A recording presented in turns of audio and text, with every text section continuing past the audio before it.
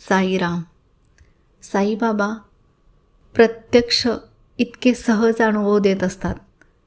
साई या नामातला अर्थच असा आहे की साक्षात ईश्वर, म्हणजे परमेश्वर हा प्रत्यक्ष साक्षीत्व रूपाने गुरुरूपात तुम्हाला मार्गदर्शन करायला आलेला आहे.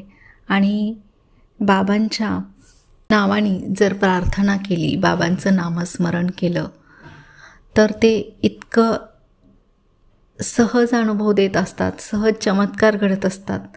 साई नामातली ताकद खूप प्रचंड आहे आणि तो अनुभव घेतल्यानंतरच येत असतो.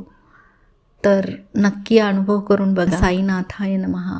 तुम्ही कोणतंही बाबांचं नाव घ्या, बाबांच्या नामातली ताकद प्रचंड आहे, खूप आहे.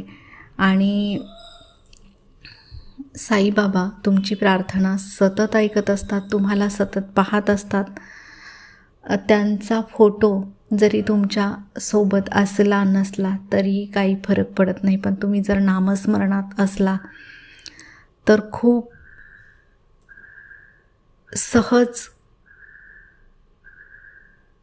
ते साक्षीत्व भावनेने आपली मदत करत असतात.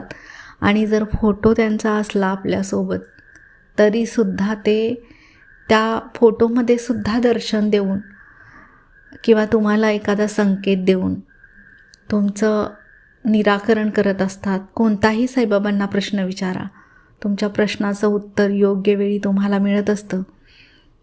इतके सहज आणि सत्य अनुभव येत असतात साईबाबांचे की म्हणजे आपल्यालाच इतकं आश्चर्य वाटत राहतं, इतका आनंद येत असतो त्यांच्या भक्तीमध्ये की असं वाटतं की संपूर्ण शरणागतीने बाबांना आपण शरण आहोत आणि बाबा आपलं सगळं ऐकत आहेत. प्रत्येक गोष्ट, प्रत्येक दुःख, प्रत्येक संकट, मनातला प्रत्येक विचार हा त्यांच्या चरणी अर्पण करून बघा एकदा आणि त्यांचा आशीर्वाद घेऊन.